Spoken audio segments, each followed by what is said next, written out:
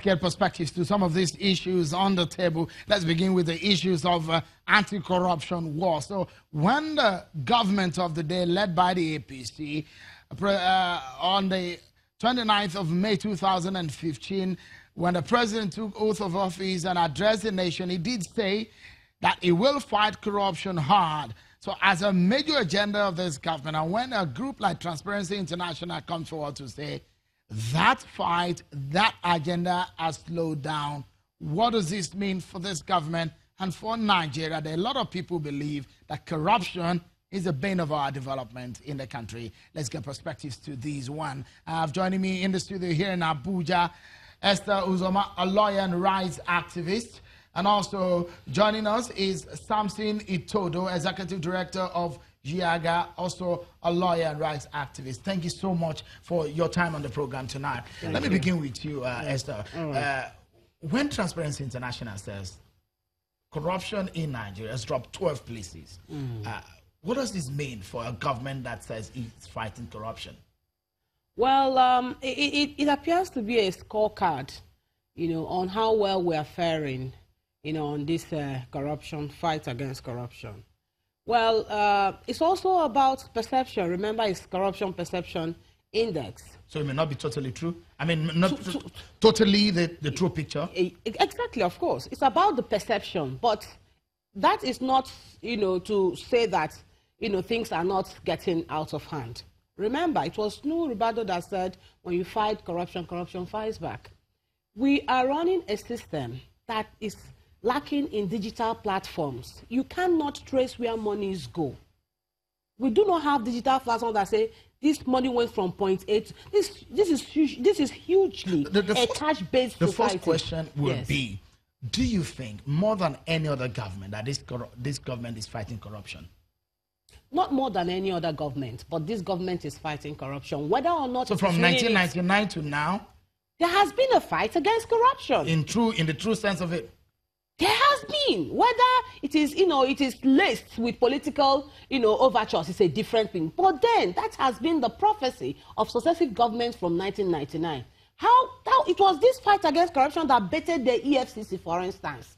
And we saw how politicians were celebrated, particularly those, from opposition party, they were celebrated and all that. But much more, the damage that what we're seeing now is media trials have increased. There's even a funny, there's a cartoon, there's a comic, that has laced all the corruption fight.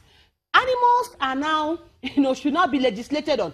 We are reading, people are saying snake took money, monkey took money, rabbits are eating it. Could all of those have culminated into what? The perception. Oh, definitely. It builds that perception. It's about perception. It's about what they read, how they gather. Some facts also, it's about perception. I mean, because you're a lawyer, and Samson also is a lawyer, from the civil society group, I mean, you guys must be telling yourself something about some of these indices of our democracy and governance in Nigeria for corruption. If the civil society in Nigeria will rate corruption, would you have rated it the same way that Transparency International have? I think that it is important to put this in proper perspective. That first, you've got an administration that rode on the campaign of anti-corruption and assumed office. A lot of Nigerians who voted for the APC administration did so on the strength of the promises that they made that they would fight corruption. Because the public perception out there is that the reason for underdevelopment is corruption. And so when a government comes into power and it takes that government about 2 years to develop its anti-corruption strategy, it really puts to question its commitment to the fight against corruption. If you do a comparison between this administration and the former administration, I would say to a great extent, we've got an administration today that recognizes that stealing is corruption, that has taken pragmatic steps. And you can see that there are steps and efforts to actually fight corruption. But to the extent that the fight and the decisions and the policies of this administration is actually reducing corruption is what leaves so much to be desired. Because first, if you look at, have we actually repatriated funds? Have we recovered stolen loot? Yes, we've actually recovered stolen loot. But it doesn't end at just recovering stolen loot. But how have we used and deployed plugged this back to the system? Samson, a lot of people, for a lot of people, Nigerians, with the talk about fight against corruption, probably we would have least expected the rating of Transparency International. Do you respect that rating? Do you think that rating is well placed?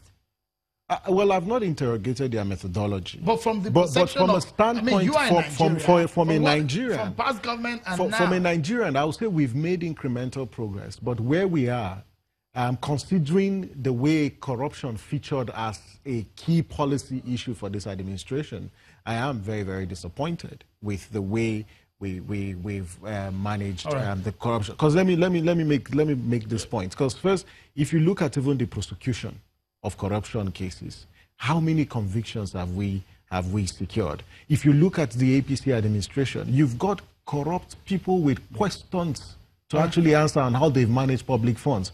But what has this administration done to them? All right, we'll take a moment on the program. When we come back, one of former INEC chair says politicians and their shenanigans is a threat to Nigeria's democracy. He did even say that their recklessness. So 2019 is around the corner. Is our democracy in danger? We'll discuss that when we return from this break, everyone. Stay with us.